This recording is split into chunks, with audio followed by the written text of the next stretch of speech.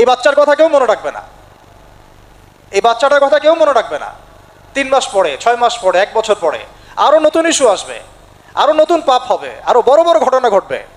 এরপরে মানুষ এই বাচ্চাটাকে ভুলে যাবে। এই বাচ্চাটা কি তার মৃত্যু যন্ত্রণা ভুলতে পারবে? তার সম্মানহানি ভুলতে পারবে? তার পিতামাতাকে ভুলতে পারবে? এখন প্রশ্ন হচ্ছে, তার পিতাকেও যদি আমরা জিজ্ঞাসা করি, ইসলামে রেপের শাস্তি হচ্ছে মৃত্যুদণ্ড, আর ব্যভিচারের শাস্তি হচ্ছে অর্ধেক কোমর পর্যন্ত পুঁতে পাথর নিক্ষেপ করে হত্যা করা, এবং বিবাহিত ব্যক্তি হলে এই শাস্তি, অবিবাহিত হলে 100 বেত্রাঘাত, 1 বছরের নির্বাসন এবং সমাজ থেকে বয়কট করা, আর ধর্ষণ হলে সরাসরি মৃত্যুদণ্ড। 3 মাস সময় লাগার কথা না, 3 দিনের মধ্যেই করা সম্ভব। এটা শরিয়া আইন, এটা আল্লাহ রাব্বুল আলামিনের শরিয়া বিধান। এখন তারাও কি এটাতে রাজি হবেন? যারা শোক প্রকাশ করছেন তারা কি এই বিধানটা কার্যকর করতে রাজি হবেন? যে ধর্ষককে সবার সামনে প্রকাশ্যে মৃত্যুদণ্ড দেওয়া হোক, শরিয়া আইন কার্যকর করা হোক? রাজি হবেন না। কারণ আপনারা বলবেন এটা করতে গেলে বাংলাদেশ থেকে মৌলবাদী রাষ্ট্র হয়ে যাবে। তো সমস্যার গোড়ায় আপনারা যেতে চান না, ডালপালা নিয়ে নাড়াচাড়া করেন। জেনা ফ্রি মিক্সিংটাকে উন্মুক্ত করে দেয়া হলো, ছেলে মেয়ের অবাধ বিচরণটাকে উন্মুক্ত করে দেওয়া হচ্ছে। একটা চরম ক্ষুধার্ত মানুষদের সামনে যদি আপনি খাবারকে উন্মুক্ত করে রাখেন, এরপরে যদি কেউ জোর করে খাবার খেয়েও ফেলে, শুধু কি আপনি খাদকের দোষ দিবেন? পুরো সিস্টেমটাই দায়ী, পুরো সিস্টেমটাই দায়ী। এখানে আপনি নারী পুরুষকে অবাধ মেলামেশা দিয়েছেন, ফ্রি মিক্সিংয়ে দিয়েছেন, একদম ছোটবেলা থেকেই, স্কুল লাইফ থেকে, কলেজ লাইফ থেকে, ইউনিভার্সিটি লাইফ থেকে, জব সেকশনে, এমনকি রাজনীতি করতে গেলেও কর্পোরেট সেকশনে, ব্যবসায়িক সেকশনে, অফিস আদালতে, সব জায়গায় ফ্রি মিক্সিংকে অবাধভাবে আপনি উন্মুক্ত করে দিয়েছেন, আমরা উন্মুক্ত করে দিয়েছি। এর উপরে ছড়িয়ে দিয়েছি পর্নোগ্রাফি। পর্নোগ্রাফি সবার ফোনে ফোনে। পর্নোগ্রাফি দেখতে থাকলে একটা মানুষ বাচ্চাকে না, কয়েকদিন পরে পশুর সাথেও জেনা করতে পারে। যদি সামনে দেখেন যে মানুষ পশুর সাথে জেনা করেছে, আপনারা অবাক হতে পারেন, আমি অবাক হব না। কারণ পর্নোগ্রাফি মানুষকে পশুর সাথেও জেনা করতে শেখাবে। বাচ্চা তো কিছুই না। এর উপর আছে বিবাহ বহির্ভূত সম্পর্ক, ব্যভিচার, জিনা, ফ্রি মিক্সিং, ভ্যালেন্টাইন্স ডের মতো দিবসগুলো পালন করে ছেলে মেয়ের অবাধ মেলামেশা। আর এই জেনাগুলোকে আমরা বলছি কাছে আসার গল্প, যেখানে ওর উপরে 100 বেত্রাঘাতের শাস্তি অলরেডি মজুদ হয়ে গেছে। আর কতগুলো যে জেনা হয়েছে এটা তো আল্লাহ পাক ভালো জানেন। একটা দুইটা তো করে নাই, একটার পর একটা চেঞ্জ করেছে। বিবাহিত ব্যক্তি পর্যন্ত অন্যের স্ত্রীর সাথে জেনা করেছে। আর এটা তো ধর্ম তো অনেক বড় বিষয়, ধর্ম তো অনেক বড় বিষয়। এটা তো মানবতা বিরোধী অপরাধ, এটা থেকে মানবতা বিরোধী অপরাধ। এখন সমস্যা কি এককেন্দ্রিক? এটা বহুমুখী সমস্যা। ফ্রি মিক্সিং রেখেছেন, পর্ন চালু করে দিয়েছেন, এবং সবচেয়ে বড় কথা, এর শরঈ বিচারটুকু নিশ্চিত হচ্ছে না। তাহলে সমাজের মধ্যে এগুলো কমবে না বাড়বে? সিম্পল, সমাজের মধ্যে এগুলো বাড়বে। 6টা কাজ করেন, ইনশাআল্লাহ তাআলা কমে যাবে। প্রথমত শরঈ পর্দা নিশ্চিত করেন, দ্বিতীয়ত ফ্রি মিক্সিং বন্ধ করে দেন, তৃতীয়ত আপনারা জেনার শাস্তি চালু করেন, পঞ্চমত ব্যভিচারের যে রজম শাস্তি চালু করেন, শরঈ বিধান চালু করেন, পর্ন সাইটগুলোকে বন্ধ করে দেন, এবং সমাজে তাকওয়া নৈতিকতা শিক্ষাটাকে বাড়িয়ে দেন। দেখেন সমাজে জেনা কমে না বাড়ে। কিন্তু কেউ এই সমস্যার গোড়ায় যাবে না। একটা ইস্যু আসবে, একটা ইস্যু যাবে। আজকে আপনার বোন তো কালকে আমার বোন, কালকে অমুকের বোন, কালকে তার মেয়ে, নিজের ঘর পর্যন্ত চলে আসছে। আর কয়টা রিপোর্টই বা আমাদের সমাজের সামনে আসে? যে কয়েকটা রিপোর্ট সামনে এসেছে, এগুলো 50%ও না। বহু মেয়ে এগুলো বলতেও পারে না লজ্জায়। আর আমি তো ওইসব মেয়েদের ব্যাপারে কথা বলা ছেড়ে দিয়েছি, যারা স্বেচ্ছায় নিজের ইজ্জতকে বিলি দেয়।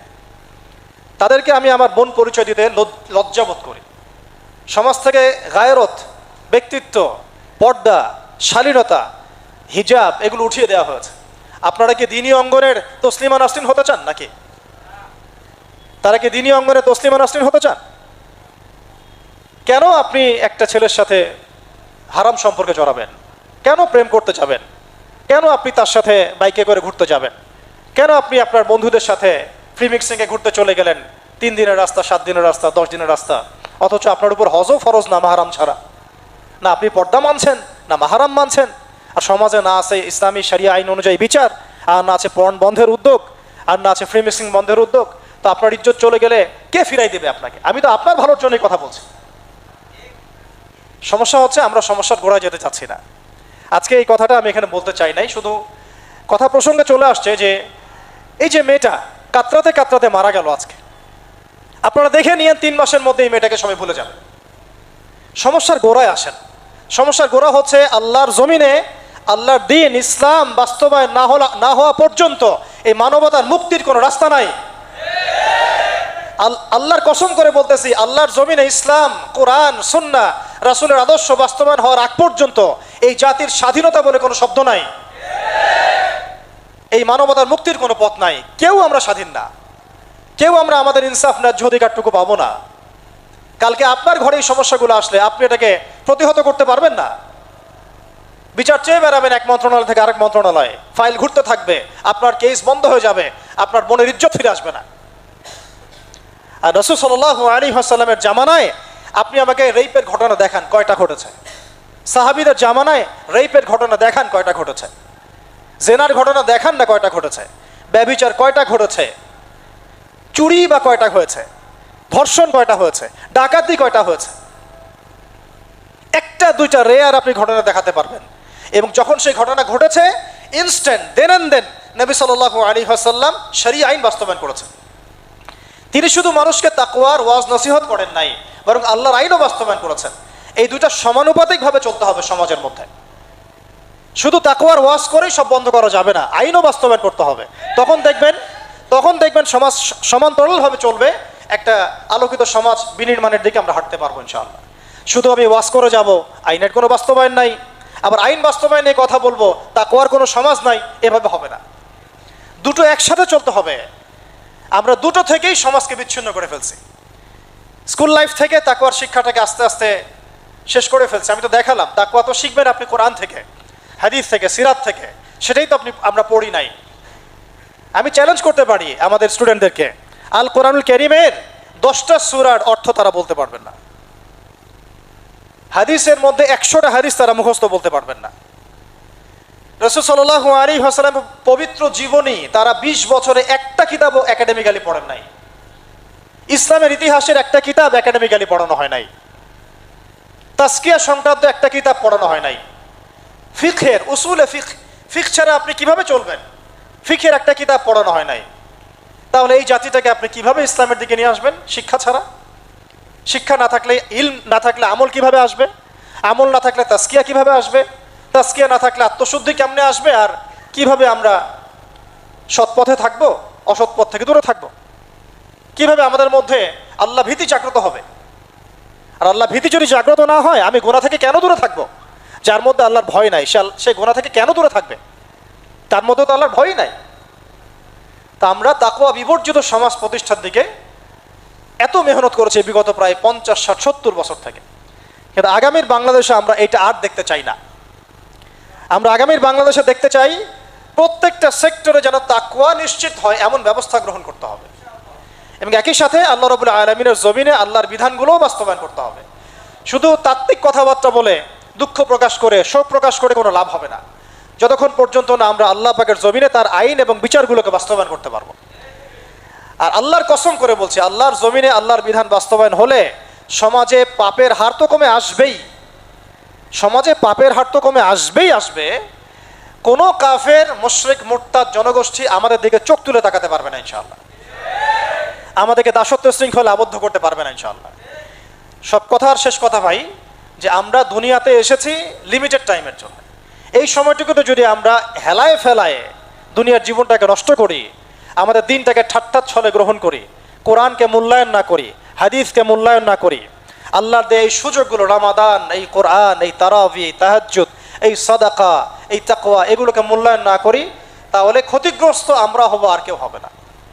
ক্ষতিগ্রস্ত এই পৃথিবীতে অন্য কেউ হবে না, বরং আমরাই হব। আল্লাহ পাক আমাদের সবাইকে পরকালীন চূড়ান্ত ক্ষতি থেকে আল্লাহ হেফাজত করেন এবং দুনিয়াতে যে ফিতনা, ফাসাদ, এই রাহাজানি চলছে, এগুলো থেকে মুক্তির পথ যে একমাত্র ইসলাম, এইটা বোঝার তৌফিক আমাদেরকে দান করেন। আমরা যারা এখানে বসে আছি আজকের ইফতার মাহফিলে, এটা একটা নির্মম বাস্তবতা এবং সত্য যে আজকে থেকে হয়তো 50 বছর পরে, সর্বোচ্চ 100 বছর এরপরে হয়তো আমাদের এখানে আমরা যারা বসে আছি, আমরা এখানে কেউই থাকবো না। আমাদের রাষ্ট্রে যারা আছেন, প্রশাসনে যারা আছেন, মন্ত্রণালয়গুলোতে যারা আছেন, আমাদের আর্মিতে যারা আছেন, নেভিতে আছেন, পুলিশে আছেন, র্যাবে আছেন, ওলামায়ে কেরাম, আম জনগণ, সম্ভবত আমরা আগামী 100 বছর হয়তো পৃথিবীতে আর বেঁচে থাকব না। এই নির্মম বাস্তবতাটাকে আমরা এড়িয়ে যাওয়ার চেষ্টা করি, তবে নসিহত হিসেবে এতটুকু যথেষ্ট আর কি। যেহেতু আমরা চিরস্থায়ী নই পৃথিবীতে, তাই আমরা নিশ্চয়ই পৃথিবীতে এসেছি কোনো না কোনো উদ্দেশ্যে। আমরা যেহেতু পৃথিবীতে এসেছি কোনো না কোনো উদ্দেশ্যে এবং আমরা চিরস্থায়ী নই, 100 বছর পরে আমাদের মধ্যে কেউ বেঁচে থাকবে না, তাহলে এই পৃথিবীতে আসার এবং এখানে আমাদের বেঁচে থাকার কি উদ্দেশ্য? উদ্দেশ্যটা আল্লাহ রাব্বুল আলামিন সূরাতুজ যারিয়াতের মধ্যে ব্যাখ্যা করেছেন, যেটা আমাদের ইউনিভার্সিটি লাইফে আমাদেরকে কখনোই শেখানো হয় নাই, স্কুল লাইফেও শেখানো হয় নাই, কলেজ লাইফেও শেখানো হয় নাই যে আমাদের পৃথিবীতে থাকার উদ্দেশ্যটা কি। আমাদেরকে শেখানো হয়েছে আমরা কিভাবে চাকরি করব, ব্যবসা করব, কি খাবো, কি পড়ব, কতটুকু জমি আমাকে কিনতে হবে, কত বড় ফ্ল্যাটের মালিক আমি হব। পৃথিবীতে আসার উদ্দেশ্য আনফরচুনেটলি আমাদেরকে শেখানো হয় নাই। আল্লাহ রাব্বুল আলামিন বলেছেন, বা'দা আউযু বিল্লাহি মিনাশ শাইতানির রাজীম, ওয়া মা খালাকতুল জিন্না ওয়াল ইনসা ইল্লা লিয়াবুদুন। হে মানব জাতি, তোমরা শোনো, আমি এই পুরো মানব জাতিকে এবং জিন জাতিকে শুধুমাত্র আমার ইবাদত করার জন্যই সৃষ্টি করেছি, আর কোনো কারণে সৃষ্টি করি নাই। এখন যদি প্রশ্ন আসে যে তাহলে আমাদের দুনিয়ার কাজকর্মগুলো কি ইবাদত নয়? উত্তর হচ্ছে হ্যাঁ, আমাদের দুনিয়ার কাজকর্মগুলো ইবাদত। এমনকি আমাদের ইস্তেঞ্জা করা, ওয়াশরুমে যাওয়া, খাবার খাওয়া, ঘুমানো পর্যন্ত ইবাদত, যদি কিনা সেটা 3টা শর্ত মেনে চলে। 1, সেটা আল্লাহ পাকের সন্তুষ্টির জন্য হয়। 2, সেটা নবী সাল্লাল্লাহু আলাইহি ওয়াসাল্লামের সুন্নাত তরিকা মোতাবেক হয়। এবং এই ইবাদতগুলো করার জন্য আমার রিজিকটা হালাল হয়। তাহলে আমার দুনিয়ার প্রত্যেকটা কাজ ইবাদত বলে গণ্য হবে। সেটা হতে পারে আমার মুসলিম ভাইকে সালাম দেয়া, হাসি মুখে মুসাফা করা, আমার স্ত্রীর সাথে মিলিত হওয়া, তার মুখে খাবার তুলে দেয়া, আমার সন্তানকে চুমু খাওয়া, বিছানটা ঝাড়া, ঘুমানোর আগে লাইটস অফ করা, বিসমিল্লাহ বলে দরজা বন্ধ করা। এই ছোট ছোট বিষয়গুলো ইবাদত হিসেবে গণ্য হবে, নেকি অর্জনের মাধ্যম হবে, যদি আমাদের উদ্দেশ্য থাকে আল্লাহর সন্তুষ্টি অর্জন করা এবং তরিকা হয় নবী মুহাম্মদ সাল্লাল্লাহু আলাইহি ওয়াসাল্লাম, এবং আমাদের রিজিকটা যদি হালাল হয়।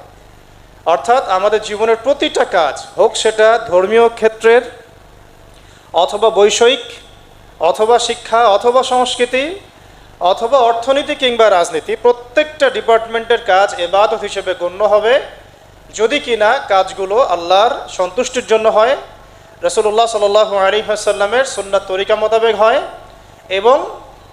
এবং কাজগুলো করার ক্ষেত্রে আমাদের রিজিকটা হালাল হয়। আল্লাহ পাক আমাদের সবাইকে ইবাদতের মূলনীতি বোঝার তৌফিক দান করেন। আমি যদি আপনাদেরকে জিজ্ঞাসা করি, আমার মনে হয় এই মূলনীতিগুলো আপনাদের মাঝে অনেকেই একাডেমিক লাইফে শিখেন নাই।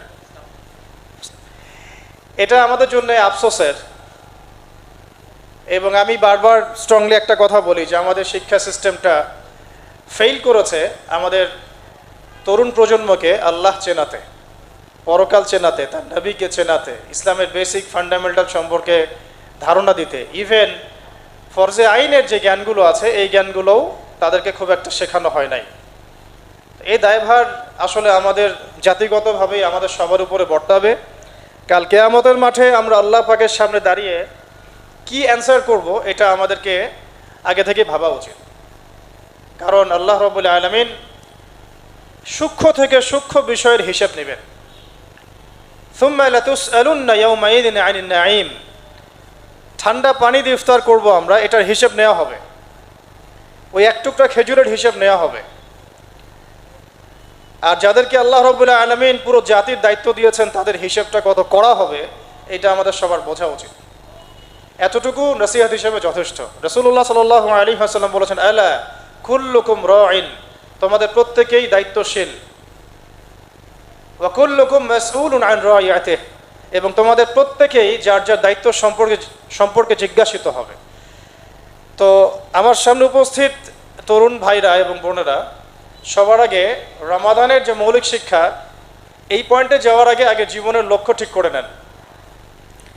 দুনিয়াতে এসেছেন কি জন্যে, থাকবেন কতদিন, কোথা থেকে এসেছেন, কোথায় যাবেন, মাঝখানের কাজটুকু কি, কি করা যাবে, কি করা যাবে না, কি করলে কি হবে, এর ফলাফলটা আমাদেরকে দুনিয়াতেই ঠিক করতে হবে। একবার চলে গেলে দ্বিতীয়বার ফিরে আসার কোনো সুযোগ থাকবে না। একবার চলে গেলে দ্বিতীয়বার এগুলো নিয়ে আলোচনা করার, ফিরে আসার, ভাবারও কোনো সুযোগ থাকবে না। আল্লাহ পাক আমাদেরকে কথাগুলো বোঝার তৌফিক দান করেন।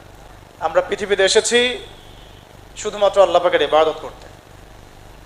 রাসূল সাল্লাল্লাহু আলাইহি ওয়াসাল্লাম একটা হাদিসের মধ্যে বলেছেন যে আল কোরআন হুজ্জাতুন লাকা ওয়া আলাইক। এই যে কোরআনুল কারীম আল্লাহ পাক নাজিল করেছেন, এটা হয় আমার পক্ষে দলিল হবে অথবা আমার বিপক্ষে আল্লাহর কাছে দলিল হবে। সবার আগে শিখলাম দুনিয়াতে এসেছি কি করতে। আমার সাথে কি বলতে পারবেন কি করতে আসছি এবং কোন আয়াত থেকে দলিল দিয়েছিলাম? সূরা জারিয়াতের কত নম্বর বলেন? 56 নম্বর। সূরা জারিয়াতের 56 নম্বর আয়াত থেকে আমরা কথা বলেছিলাম যে আল্লাহ রাব্বুল আলামিন আমাদেরকে পৃথিবীতে পাঠিয়েছেন শুধু তার ইবাদত করার জন্য। এখন অনেকেই প্রশ্ন করেন যে সব কিছু কি ইবাদত? আমরা উত্তর দিলাম যে হ্যাঁ, সব কিছুই ইবাদত, যদি কয়েকটা শর্ত আমরা মেনে চলি। শর্তগুলো হলো, কাজটা হতে হবে এক আল্লাহর জন্যে, 2 তরিকা হতে হবে নবী সাল্লাল্লাহু আলাইহি ওয়াসাল্লামের, এবং 3 এটা কবুল করিয়ে নেওয়ার জন্যে আমার ইখলাসের সাথে রিজিকটাও হালাল থাকতে হবে। এখন প্রশ্ন হচ্ছে যে আল্লাহ রাব্বুল আলামিন, একটু আগে বললাম যে এই কোরআনকে হুজ্জাহ বলা হয়েছে, দলিল প্রমাণ আমার পক্ষে বা বিপক্ষে। এবং নবী সাল্লাল্লাহু আলাইহি ওয়াসাল্লাম আরও বলেছেন যে আল্লাহ রাব্বুল আলামিন বহু সম্প্রদায়কে এই কোরআন মেনে চলার কারণে সম্মানিত করেন, আর বহু সম্প্রদায়কে এই কোরআন না মানার কারণে অপদস্থ করেন। হাদিসটা বুখারী মুসলিম শরীফের দিকে পাবেন যদি আপনারা রিসার্চ করতে পারেন। হাদিসটা এভাবে এসেছে যে ইন্নাল্লাহ তাআলা ইয়ারফাউ বিহাযাল কিতাবি আকওয়ামান ওয়া ইয়াদউ বিহিল আখারিন। আল্লাহ পাক বহু জাতিকে এই কোরআন মেনে চলার কারণে সম্মানিত করেন, আর বহু জাতিকে এই কোরআন না মানার কারণে অপদস্থ করেন। এখন কোরআন যেহেতু আমাদেরকে বলছে যে পৃথিবীতে আমরা এসেছি আল্লাহ পাকের ইবাদত করতে, তাহলে এখানে প্রাসঙ্গিক আরও আয়াতগুলো আমাদের জানতে হবে। সূরা মুলকের মধ্যে আল্লাহ পাক বলেছেন 2 নম্বর আয়াতে, আল্লাযী খালাকাল মাউতা ওয়াল হায়াতা লিয়াবলুয়াকুম আইয়ুকুম আহসানু আমালা। আল্লাহ রাব্বুল আলামিন দেখতে চান এই পৃথিবীতে আমলে আমাদের মধ্যে আহসান বা শ্রেষ্ঠ কে। ঠিক যেমন আমরা একটা পরীক্ষা হলে দেখতে চাই ফার্স্ট কে হয়েছে। আহসান শব্দটা হাসান শব্দের সুপারলেটিভ ফর্ম, যেটাকে আমরা অধিক উত্তম বোঝাতে ব্যবহার করে থাকি। হাসান মানে উত্তম, আহসান মানে তার চেয়ে বেশি উত্তম, সর্বোত্তম। তো আল্লাহ পাক মৃত্যু এবং জীবন সৃষ্টি করেছেন, যেটা আমি শুরুতে বলেছি যে আমরা এখানে 100 বছরও হয়তো কেউ বেঁচে থাকবো না, চলে যেতে হবে। সময়টা আমাদের কাছে সংক্ষিপ্ত। কোনো একটা জায়গা থেকে আমরা পৃথিবীতে এসেছি, এখানে থাকছি, নির্দিষ্ট কোনো উদ্দেশ্য আছে, লক্ষ্য আছে, আবার চলে যেতে হবে। এর পরবর্তীতে যা হচ্ছে আল্লাহ পাক দেখবেন আমলের শ্রেষ্ঠ কে, আইয়ুকুম আহসানু আমালা, আমাদের মধ্যে আমলে শ্রেষ্ঠ কে। আমলের শ্রেষ্ঠ হতে হলে আমাদেরকে কয়েকটা বিষয় মেনে চলতে হবে। 1, আমল করার আগে আমাকে পরিপূর্ণভাবে শরীয়তের জ্ঞান অর্জন করতে হবে, যেটা আমরা প্রায় 20-30 বছর অনেকেই করতে পারি নাই, আফসোস। দ্বিতীয় বিষয়টা হচ্ছে সেই আমল করার আগে সেই জ্ঞানটা আমাকে বরেণ্য ওলামায়ে কেরামদের সোহবতে শিখে নিতে হবে। একা একা তো স্কলার হওয়া যাবে না, একা একা পণ্ডিত হওয়া যায় না। যারাই একা একা পণ্ডিত হওয়ার চেষ্টা করেছেন তারা বিভ্রান্ত হয়েছেন এবং ঝরে পড়েছেন। 3 নম্বর, আমল কবুল করাতে হলে রিজিক হালাল হতে হবে এবং অভ্যন্তরীণভাবে আমাকে তাজকিয়া অর্জন করতে হবে বা আত্মশুদ্ধি অর্জন করতে হবে। নিজের ভিতরে সমস্ত হিংসা, বিদ্বেষ, কিবত, তহমত, রিয়া, অহংকারকে বিসর্জন দিতে হবে। ইখলাসের সাথে পরিপূর্ণ খালেস নিয়াতে হালাল খেয়ে বুঝে শুনে জ্ঞান অর্জন করে যখন আমরা রাসূলের তরিকায় আমলগুলো করব, অল্প আমল হলেও নাজাতের জন্য কাফি হবে ইনশাআল্লাহ। এই হলো আমল সংক্রান্ত কিছু মূল কথা। গন্তব্যটা কি? গন্তব্যটা আল্লাহ পাক সূরাতুল আলী ইমরানের 185 নম্বর আয়াতে বলেছেন যে কুল্লু নাফসিন যায়িকাতুল মাউত, প্রত্যেকটা নফস মৃত্যুর স্বাদ গ্রহণ করবে এবং কাল কিয়ামতের মাঠে তোমাদেরকে পরিপূর্ণ মাত্রায় প্রতিদান দেয়া হবে। এর পরের অংশটুকুতে আল্লাহ পাক বলেছেন ফামান যুহজিহা আনিন নার ওয়া উদখিলাল জান্নাতা ফাকাদ ফাজ। সেদিন যাদেরকে জাহান্নামের আগুন থেকে বাঁচানো হবে এবং জান্নাতে প্রবেশ করানো হবে, শুধুমাত্র তারাই সফল, আর কেউ সফল নয়। জাহান্নামকে টেনে আনা হবে শিকল দিয়ে এবং তার উপরে পুলসিরাত স্থাপন করা হবে, জান্নাতকে তার পরে রাখা হবে এবং এই পুলসিরাত পার হতে হবে না এমন কোনো ব্যক্তি এই পৃথিবীতে আসেন নাই। নবীগণ, সিদ্দিকগণ, শহীদগণ, সালেহিন, মুমিন, মুসলিম, কাফের, মুশরিক, মুরতাদ, মুনাফিক সবাইকেই পার হতো। এটা একটা চিরায়ত সত্য যেটা আমরা কখনোই ডিনাই করতে পারবো না। এবং এটা পার হয়ে যারা জান্নাতে প্রবেশ করতে পারবেন ইনশাআল্লাহ আজ্জা ওয়া জাল, আল্লাহ পাক যেন আমাদেরকে তৌফিক দান করেন, তারাই শুধুমাত্র সফল, আর কেউ সফল নন। তাহলে এই ম্যাটেরিয়ালিস্টিক জগৎটা আমাদেরকে ছেলেবেলা থেকে, স্কুল লাইফ থেকে নিয়ে আমাদের কর্পোরেট লাইফ পর্যন্ত, একদম রাষ্ট্রীয় লাইফ পর্যন্ত সাফল্যের যে সংজ্ঞাটা শিখিয়েছে, এই সংজ্ঞাটা সত্য নয়। আমরা এই সংজ্ঞাটার ধোঁকাবাজির মধ্যে পড়েই আমাদের শৈশব, কৈশোর, যৌবন শেষ করে ফেলেছে। আমি আপনাদেরকে চ্যালেঞ্জ করতে পারি যে বাংলাদেশের 90% মুসলিমকে যদি আপনি কোরআন বিশুদ্ধ করে তেলাওয়াত করতে বলেন, আর কিচ্ছু না, শুধু আল কোরআন বিশুদ্ধ করে তেলাওয়াত করে শোনাবে, আর কিচ্ছু করতে হবে না। না অর্থ, না আরবি ভাষা, না আকিদা, না উসুল, না হাদিস, না ফিকহ, না হিস্ট্রি, না ইসলামের ইতিহাস, না ইসলামী অর্থনীতি, না ইসলামিক রাজনীতি, কিছুই না। শুধু তারা কোরআন বিশুদ্ধ করে তেলাওয়াতটুকু করবে, রিডিংটা পড়বে। 90% মুসলিমের এই দেশে 80% মুসলিম এটা করতে পারবে না। আমি চ্যালেঞ্জ করলাম। কেন পারবে না? এই ব্যর্থতা কার?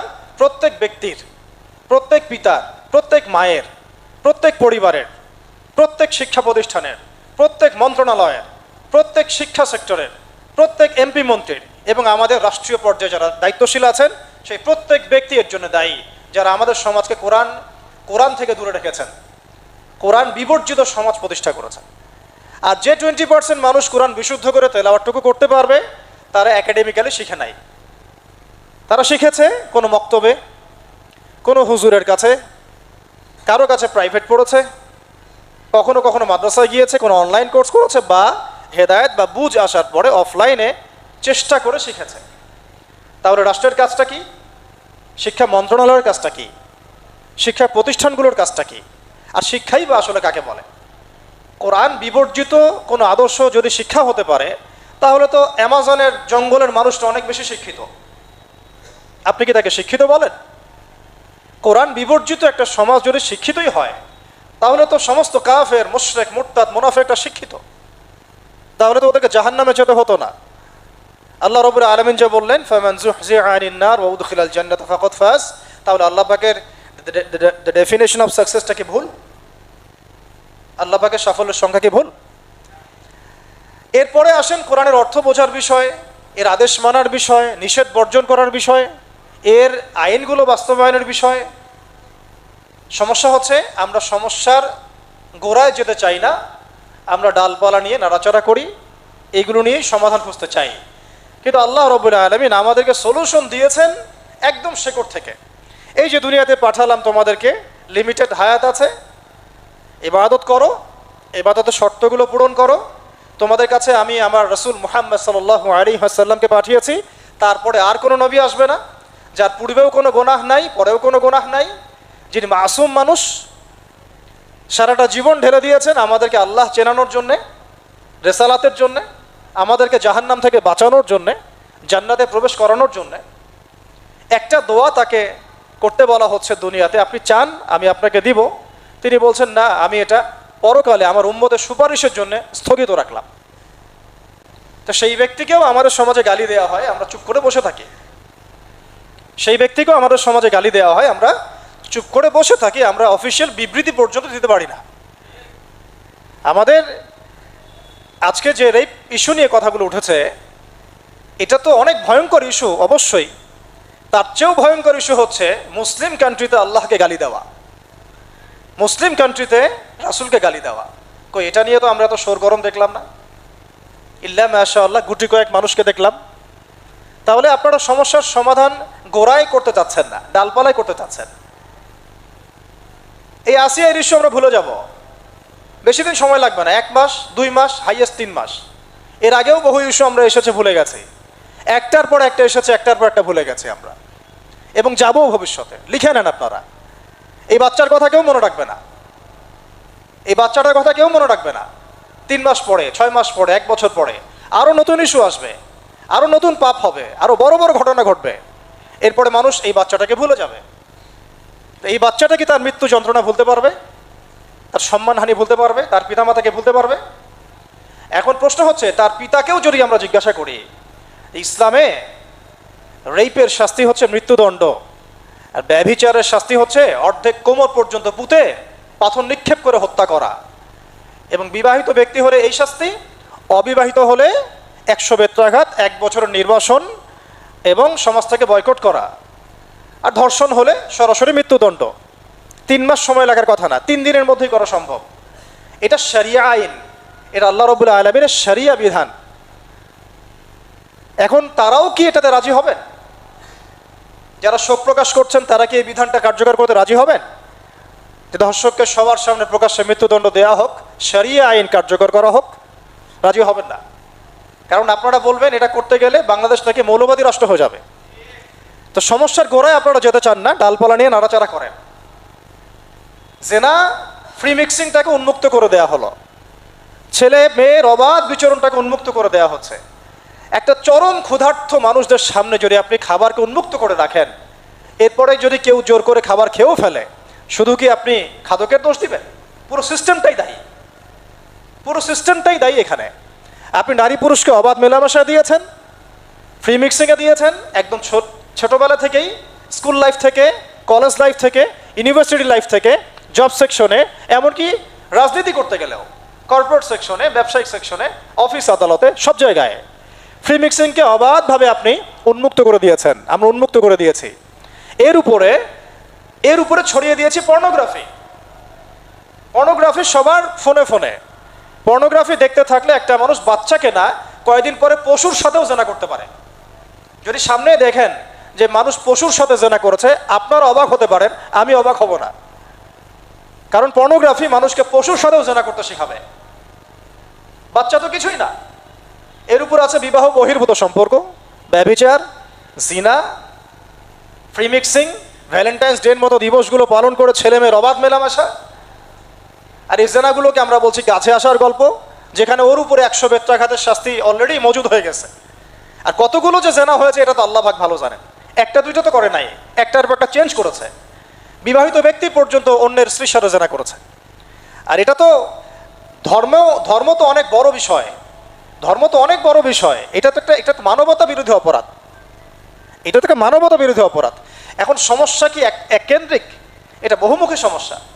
ফ্রি মিক্সিং রেখেছেন, পর্ন চালু করে দিয়েছেন, এবং সবচেয়ে বড় কথা এর শরঈ বিচারটুকু নিশ্চিত হচ্ছে না। তাহলে সমাজের মধ্যে এগুলো কমবে না বাড়বে? সিম্পল, সমাজের মধ্যে এগুলো বাড়বে। 6টা কাজ করেন, ইনশাআল্লাহ তাআলা কমে যাবে। প্রথমত শরঈ পর্দা নিশ্চিত করেন, দ্বিতীয়ত ফ্রি মিক্সিং বন্ধ করে দেন, তৃতীয়ত আপনারা জেনার শাস্তি চালু করেন, পঞ্চমত ব্যভিচারের যে রজম শাস্তি চালু করেন, শরঈ বিধান চালু করেন, পর্ন সাইটগুলোকে বন্ধ করে দেন, এবং সমাজে তাকওয়া নৈতিকতা শিক্ষাটাকে বাড়িয়ে দেন। দেখেন সমাজে জেনা কমে না বাড়ে। কিন্তু কেউ এই সমস্যার গোড়ায় যাবে না। একটা ইস্যু আসবে, একটা ইস্যু যাবে। আজকে আপনার বোন তো কালকে আমার বোন, কালকে অমুকের বোন, কালকে তার মেয়ে, নিজের ঘর পর্যন্ত চলে আসছে। আর কয়টা রিপোর্টই বা আমাদের সমাজের সামনে আসে? যে কয়েকটা রিপোর্ট সামনে এসেছে এগুলো 50%ও না। বহু মেয়ে এগুলো বলতেও পারেন লজ্জায়। আর আমি তো ওইসব মেয়েদের ব্যাপারে কথা বলা ছেড়ে দিয়েছি, যারা স্বেচ্ছায় নিজের ইজ্জতকে বিলি দেয়।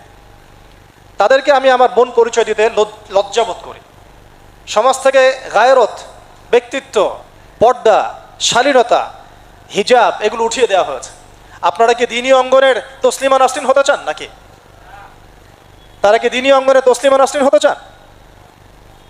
কেন আপনি একটা ছেলের সাথে হারাম সম্পর্কে জড়াবেন? কেন প্রেম করতে যাবেন? কেন আপনি তার সাথে বাইকে করে ঘুরতে যাবেন? কেন আপনি আপনার বন্ধুদের সাথে ফ্রি মিক্সিংয়ে ঘুরতে চলে গেলেন? 3 দিনের রাস্তা, 7 দিনের রাস্তা, 10 দিনের রাস্তা, অথচ আপনার উপর হজও ফরজ না মাহারাম ছাড়া। না আপনি পর্দা মানছেন, না মাহারাম মানছেন। আর সমাজে না আছে ইসলামী শরিয়া আইন অনুযায়ী বিচার, আর না আছে পর্ন বন্ধের উদ্যোগ, আর না আছে ফ্রি মিক্সিং বন্ধের উদ্যোগ। তো আপনার ইজ্জত চলে গেলে কে ফিরাই দেবে আপনাকে? আমি তো আপনার ভালোর জন্যই কথা বলছি। সমস্যা হচ্ছে আমরা সমস্যার গোড়ায় যেতে চাচ্ছি না। আজকে এই কথাটা আমি এখানে বলতে চাই নাই, শুধু কথা প্রসঙ্গে চলে আসছে যে এই যে মেয়েটা কাতরাতে কাতরাতে মারা গেল আজকে, আপনারা দেখে নিয়েন 3 মাসের মধ্যে এই মেয়েটাকে সবাই ভুলে যাবে। সমস্যার গোড়ায় আসেন। সমস্যার গোড়া হচ্ছে আল্লাহর জমিনে আল্লাহর দ্বীন ইসলাম বাস্তবায়ন না হওয়া পর্যন্ত এই মানবতার মুক্তির কোনো রাস্তা নাই। আল্লাহর কসম করে বলতেছি, আল্লাহর জমিনে ইসলাম, কোরআন, সুন্নাহ, রাসূলের আদর্শ বাস্তবায়ন হওয়ার আগ পর্যন্ত এই জাতির স্বাধীনতা বলে কোনো শব্দ নাই। এই মানবতার মুক্তির কোনো পথ নাই। কেউ আমরা স্বাধীন না, কেউ আমরা আমাদের ইনসাফ ন্যায্য অধিকারটুকু পাবো না। কালকে আপনার ঘরে এই সমস্যাগুলো আসলে আপনি এটাকে প্রতিহত করতে পারবেন না। বিচার চেয়ে বেড়াবেন এক মন্ত্রণালয় থেকে আরেক মন্ত্রণালয়ে, ফাইল ঘুরতে থাকবে, আপনার কেস বন্ধ হয়ে যাবে, আপনার বোনের ইজ্জত ফিরে আসবে না। আর রাসূল সাল্লাল্লাহু আলাইহি ওয়াসাল্লামের জামানায় আপনি আমাকে রেপের ঘটনা দেখান কয়টা ঘটেছে? সাহাবীদের জামানায় রেপের ঘটনা দেখান কয়টা ঘটেছে? জেনার ঘটনা দেখান না কয়টা ঘটেছে? ব্যভিচার কয়টা ঘটেছে? চুরি বা কয়টা হয়েছে? ধর্ষণ কয়টা হয়েছে? ডাকাতি কয়টা হয়েছে? একটা দুইটা রেয়ার আপনি ঘটনা দেখাতে পারবেন। এবং যখন সেই ঘটনা ঘটেছে ইনস্ট্যান্ট দেন নবী সাল্লাল্লাহু আলাইহি ওয়াসাল্লাম শরীয়ত আইন বাস্তবায়ন করেছেন। তিনি শুধু মানুষকে তাকওয়ার ওয়াজ নসিহত করেন নাই, বরং আল্লাহর আইনও বাস্তবায়ন করেছেন। এই দুইটা সমানুপাতিকভাবে চলতে হবে সমাজের মধ্যে। শুধু তাকওয়ার ওয়াজ করেই সব বন্ধ করা যাবে না, আইনও বাস্তবায়ন করতে হবে। তখন দেখবেন সমাজ সমান্তরালভাবে চলবে, একটা আলোকিত সমাজ বিনির্মাণের দিকে আমরা হাঁটতে পারবো ইনশাআল্লাহ। শুধু আমি ওয়াজ করে যাব, আইনের কোনো বাস্তবায়ন নাই, আবার আইন বাস্তবায়নে কথা বলবো, তাকওয়ার কোনো সমাজ নাই, এভাবে হবে না। দুটো একসাথে চলতে হবে। আমরা দুটো থেকেই সমাজকে বিচ্ছিন্ন করে ফেলছি। স্কুল লাইফ থেকে তাকওয়ার শিক্ষাটাকে আস্তে আস্তে শেষ করে ফেলছি। আমি তো দেখালাম তাকওয়া তো শিখবেন আপনি কোরআন থেকে, হাদিস থেকে, সিরাত থেকে, সেটাই তো আমরা পড়ি নাই। আমি চ্যালেঞ্জ করতে পারি আমাদের স্টুডেন্টদেরকে, আল কোরআনুল কারীমের 10টা সূরার অর্থ তারা বলতে পারবেন না। হাদিসের মধ্যে 100টা হাদিস তারা মুখস্থ বলতে পারবেন না।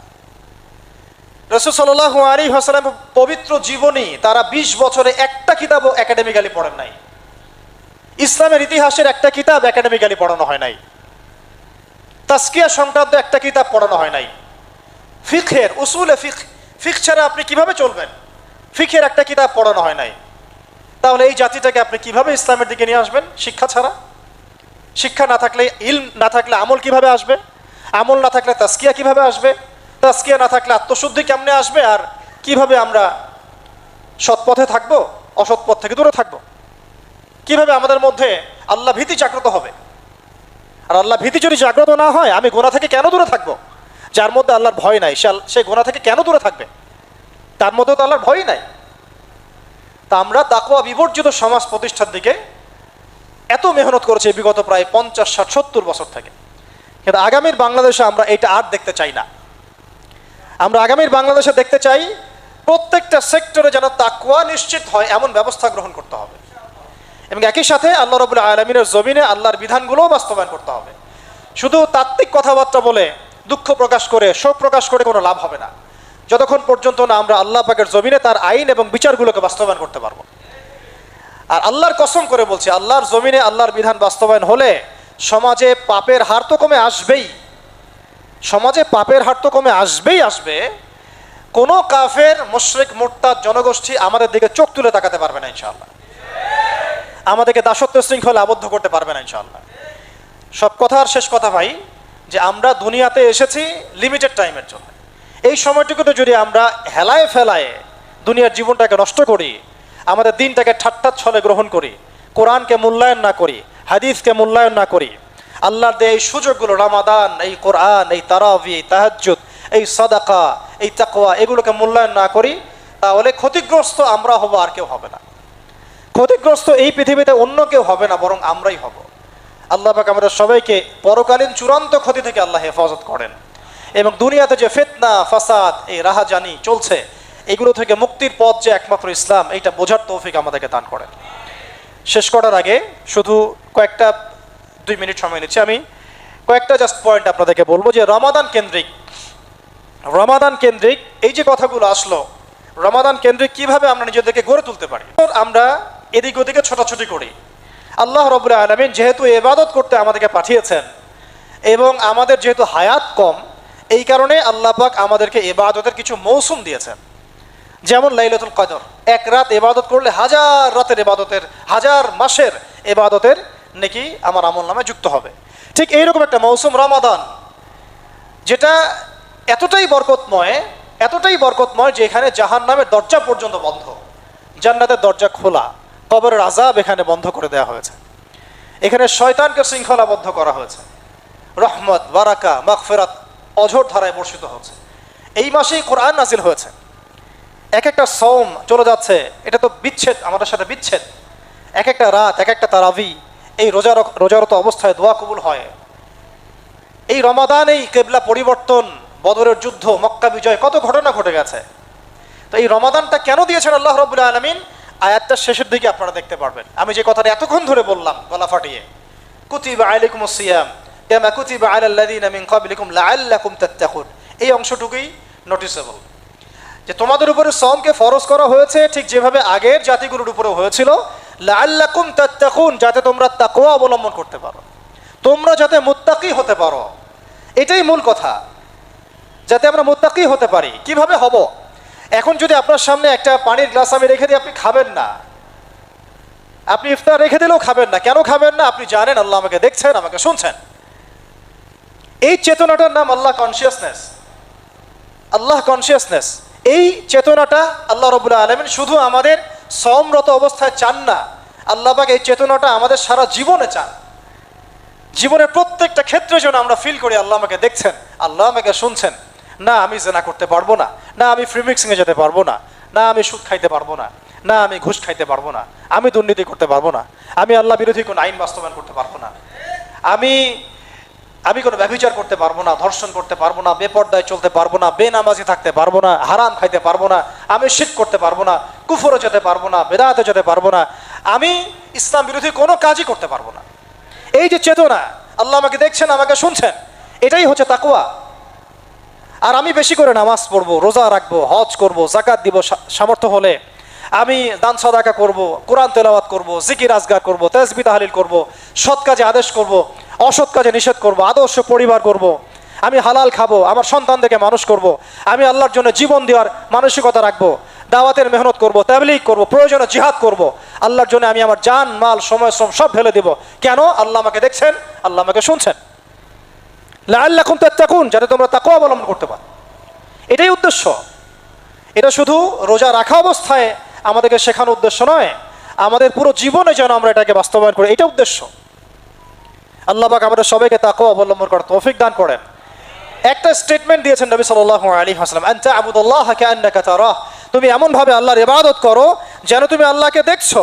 ওয়া ইল্লাম তাকুন তারাহু ফাইন্নাহু ইয়ারাক, আর তুমি যদি আল্লাহকে দেখতে না পারো, জেনে রেখো আল্লাহ তোমাকে দেখছেন। এই আল্লাহ কনসিয়াসনেস, তাকওয়া, ইন্না আকরামাকুম ইনদাল্লাহি আতকাকুম, তোমাদের মধ্যে সবচেয়ে শ্রেষ্ঠ ব্যক্তি সে আল্লাহর কাছে যে তোমাদের মধ্যে সবচেয়ে বেশি মুত্তাকি। আর তাকওয়া হা হুনা, তাকওয়া এইখানে থাকে কলিজার মধ্যে। আমার দাড়ি টুপি পাগড়ি জুব্বার মধ্যে তাকওয়া নাই। হ্যাঁ, এটা তাকওয়া নিদর্শন হতে পারে, এটাই প্রমাণ নয় যে আমি মুত্তাকি। তো এটা হৃদয়ের বিষয়। এই তাকওয়ার শিক্ষা দেওয়ার জন্য প্রতি বছর রমাদান ঘুরে ঘুরে আমাদের মধ্যে আসছে, প্রতি বছর আসছে।